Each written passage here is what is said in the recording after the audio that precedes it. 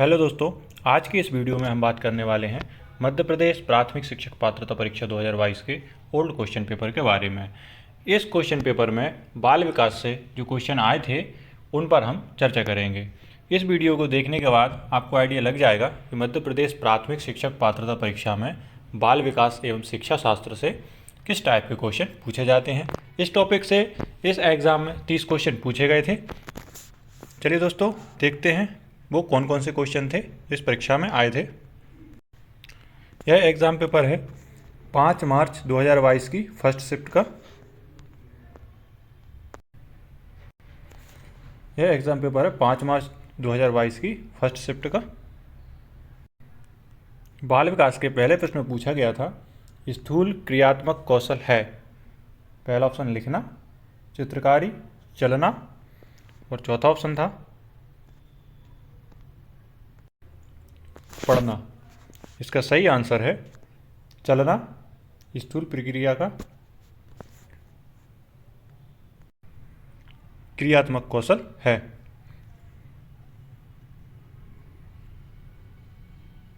अगले प्रश्न में पूछा था विकास में निश्चित क्रम में पाया जाता है। पहला ऑप्शन सिर से पांवों तक, धड़ से कमर तक, कमर से पांवों तक और पांव से सिर तक। विकास में निश्चित क्रम पाया जाता है ऑप्शन ए सिर से पांव तक। इसका ऑप्शन ए सही आंसर है।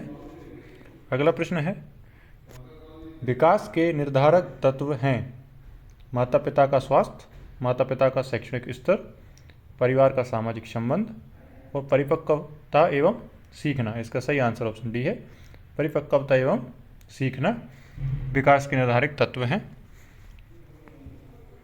अगले प्रश्न में पूछा था दौड़ना एवं चढ़ना निम्नलिखित में से संबंधित है। पाँवों का क्रियात्मक कौशल, हाथों का क्रियात्मक कौशल, धड़ का क्रियात्मक कौशल और शारीरिक विकास।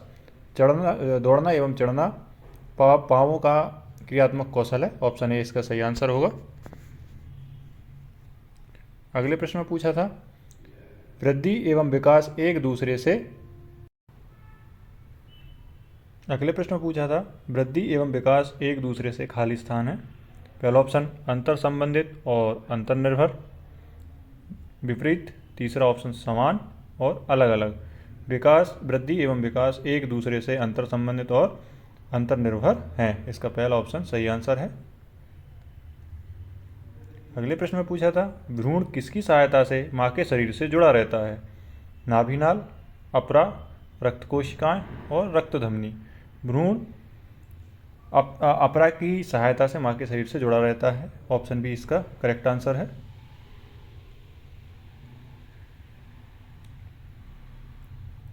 बाल विकास के अगले क्वेश्चन में पूछा था मस्तिष्क का 75% विकास किस आयु में होता है।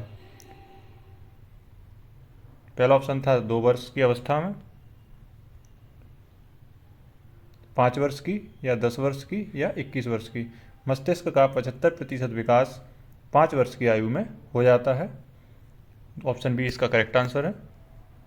अगले प्रश्न में पूछा था चम्मच पकड़ने की क्रिया बालक सीखता है। आँख एवं हाथ के समन्वय से, सामाजिक विकास से। तीसरा ऑप्शन शारीरिक विकास से, मांसपेशियों के विकास से। चम्मच पकड़ने की क्रिया बालक सीखता है आँख एवं हाथ के समन्वय से, ऑप्शन ए करेक्ट आंसर है। अगले क्वेश्चन में पूछा था विकास की गति एक व्यक्ति से दूसरे व्यक्ति में भिन्न होती है परंतु प्रतिरूप का अनुसरण करते हैं। अव्यवस्थित, अप्रत्याशित, अनुक्रमिक एवं व्यवस्थित, पैर से सिर तक। इसका ऑप्शन सी करेक्ट आंसर है, अनुक्रमिक एवं व्यवस्थित।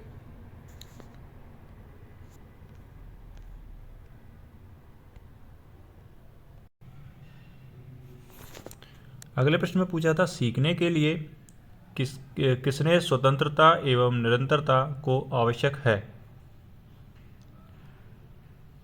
स्किनर, फ्रोवेल, चॉम्स्की और प्याजे। सीखने के लिए किसने स्वतंत्रता एवं निरंतरता को आवश्यक माना है। इसका सही आंसर है फ्रोवेल, ऑप्शन बी करेक्ट आंसर है। अगले प्रश्न में पूछा था भाषा अर्जन का सिद्धांत किसने दिया था? चॉम्स्की, वाइगोत्स्की, फ्रायड और चौथा ऑप्शन पियाजे। इसका करेक्ट आंसर था चॉम्स्की। चॉम्स्की ने भाषा अर्जन का सिद्धांत दिया था। अगले प्रश्न में पूछा था बवलाना खालिस्तान आयु में प्रारंभ होता है? 2 महीने, 4 महीने, तीसरा ऑप्शन 8 महीने, चौथा ऑप्शन 12 महीने। बवलाना 2 महीने की आयु में प्रारंभ होता है। ऑप्शन ए करेक्ट आंसर है। बाल विकास के अगले क्वेश्चन में पूछा था बवलाने की क्रिया में प्रथम होता है स्वर, व्यंजन, शब्द, वाक्य।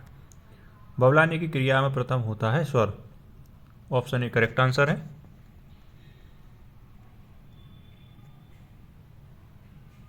अगले प्रश्न में पूछा था एक विद्यार्थी अधिगम पर उसकी आर्थिक स्थिति का किस प्रकार प्रभाव पड़ता है?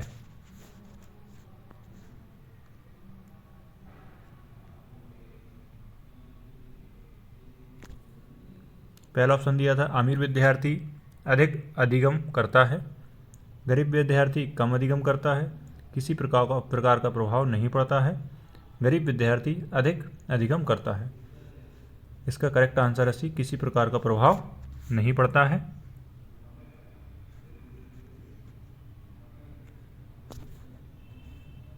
नेक्स्ट क्वेश्चन में पूछा था निम्नलिखित में से कौन सा विकल्प उपलब्धि में व्यक्तिगत भिन्नता का प्रतीक नहीं है?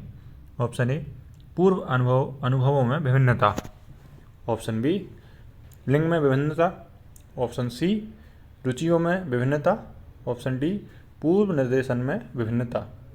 इसका करेक्ट आंसर है लिंग में विभिन्नता। लिंग में विभिन्नता व्यक्ति भिन्नता का प्रतीक नहीं है। अगले क्वेश्चन में पूछा था सीखने की प्रक्रिया में विद्यार्थी द्वारा की गई त्रुटियों के संबंध में कौन सा कथन सर्वोत्तम है? पहला ऑप्शन विद्यार्थी को कभी त्रुटियां नहीं करनी चाहिए, त्रुटियां अधिगम प्रक्रिया का भाग हैं, विद्यार्थी की लापरवाही के कारण त्रुटियां होती हैं। ऑप्शन डी कभी कभी विद्यार्थी त्रुटियां कर सकता है। ऑप्शन बी इसका करेक्ट आंसर है त्रुटियां अधिगम प्रक्रिया का भाग हैं।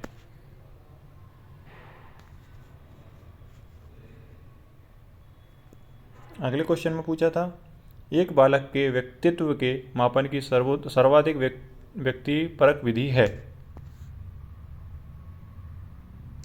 पहला ऑप्शन दिया था प्रक्षेपी विधि, दूसरा ऑप्शन साक्षात्कार विधि, तीसरा ऑप्शन दिया था प्रश्नावली विधि और चौथा ऑप्शन था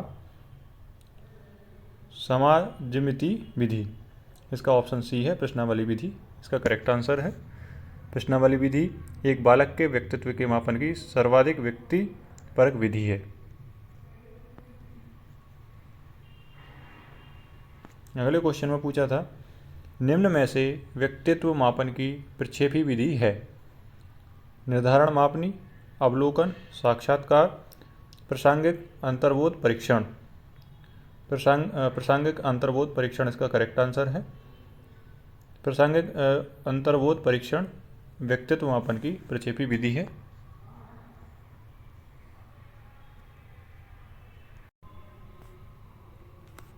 अगले प्रश्न में पूछा था निम्नलिखित में से कौन सा कारक पर्यावरण या परिवेश से संबंधित नहीं है?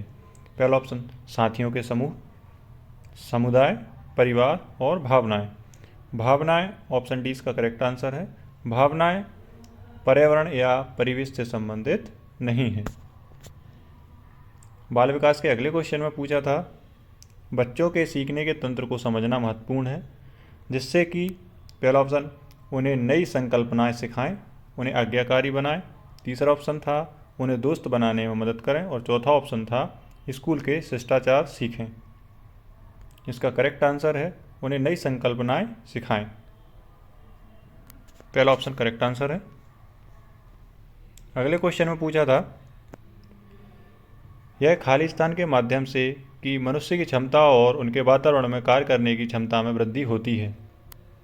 ऑप्शन ए बैठने, ऑप्शन बी सोने, ऑप्शन सी सीख रहा हूँ, ऑप्शन डी चलने में। यह सीख रहा हूँ के माध्यम से है कि मनुष्य की क्षमता और उसके वातावरण में कार्य करने की क्षमता में वृद्धि होती है। ऑप्शन सी इसका करेक्ट आंसर है, सीख रहा हूँ। अगले प्रश्न में पूछा था, शिक्षकों के लिए यह जानना महत्वपूर्ण है कि बच्चे कैसे, पहला कथन था सोचते हैं, सीखते हैं, और इनमें से हमें सही कोड चुनना था। इनमें सही कोड बताना था। ऑप्शन ए केवल एक, ऑप्शन बी केवल दो, ऑप्शन सी एक और दो, और ऑप्शन डी ना एक ना दो। इसका करेक्ट आंसर है ऑप्शन सी, दोनों कथन सही है।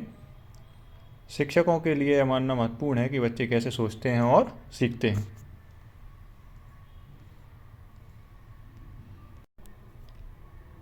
बाल विकास के अगले प्रश्न में पूछा था, सीखना एक संज्ञानात्मक प्रक्रिया के रूप में योग्य है क्योंकि इसमें निम्नलिखित शामिल है। ऑप्शन ए केवल विचार, ऑप्शन बी केवल धारणा, ऑप्शन सी केवल विश्लेषण, ऑप्शन डी विचार, धारणा और विश्लेषण। इसका ऑप्शन सी डी सही आंसर है, विचार, धारणा और विश्लेषण। सीखना एक संज्ञानात्मक प्रक्रिया के रूप में योग्य है। अगले प्रश्न में पूछा था, निम्नलिखित में से कौन सा कथन सही नहीं है। पहला ऑप्शन, अध्यापन और अधिगम के अलग अलग अर्थ होते हैं। ऑप्शन बी, अध्यापन और अधिगम एक दूसरे से संबंधित है। ऑप्शन सी, अध्यापन अधिगम का कोई अलग अर्थ नहीं है। ऑप्शन डी, अध्यापन अधिगम की प्रक्रिया अध्यापन और अधिगम दोनों से भिन्न होती है। ऑप्शन सी इसका सही आंसर है, अध्यापन अधिगम का कोई अलग अर्थ नहीं।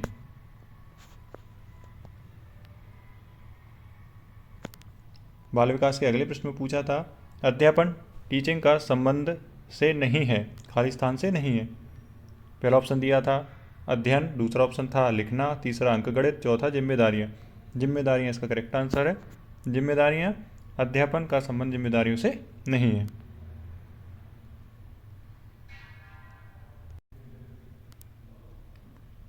अगला प्रश्न था, अधिकार और दायित्व इसमें शामिल हैं, शिक्षा, एजुकेशन, अध्यापन, इनमें से सही कोड बताना था।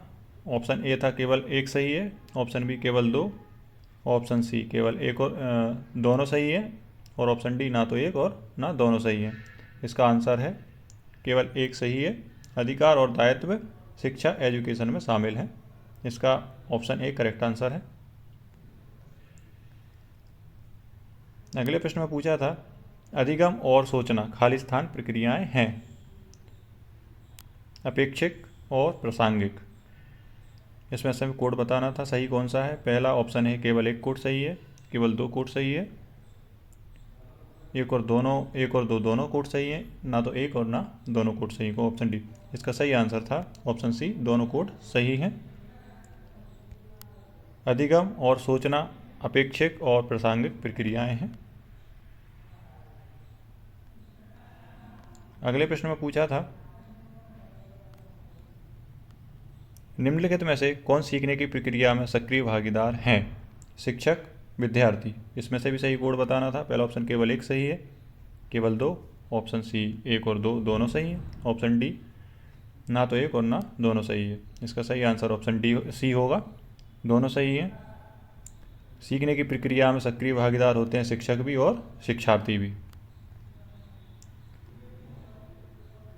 बाल विकास का 30वां क्वेश्चन, अंतिम क्वेश्चन पूछा था इस परीक्षा में, प्रभावी शिक्षण है सहयोगी और विचारोत्तेजक। हमें इसमें से सही कोड बताना था। पहला कोड केवल एक, दूसरा ऑप्शन केवल दो, तीसरा ऑप्शन एक और दो, और चौथा ऑप्शन ना एक ना दो। इसका भी सही आंसर ऑप्शन सी है, दोनों कोड सही है। प्रभावी शिक्षण है सहयोगी और विचारोत्तेजक। तो दोस्तों ये थे 30 क्वेश्चन जो बाल विकास में पूछे गए थे इस एग्ज़ाम में। आगे की वीडियो में हम देखेंगे अगली शिफ्ट में बाल विकास के कौन कौन से क्वेश्चन आए थे। धन्यवाद।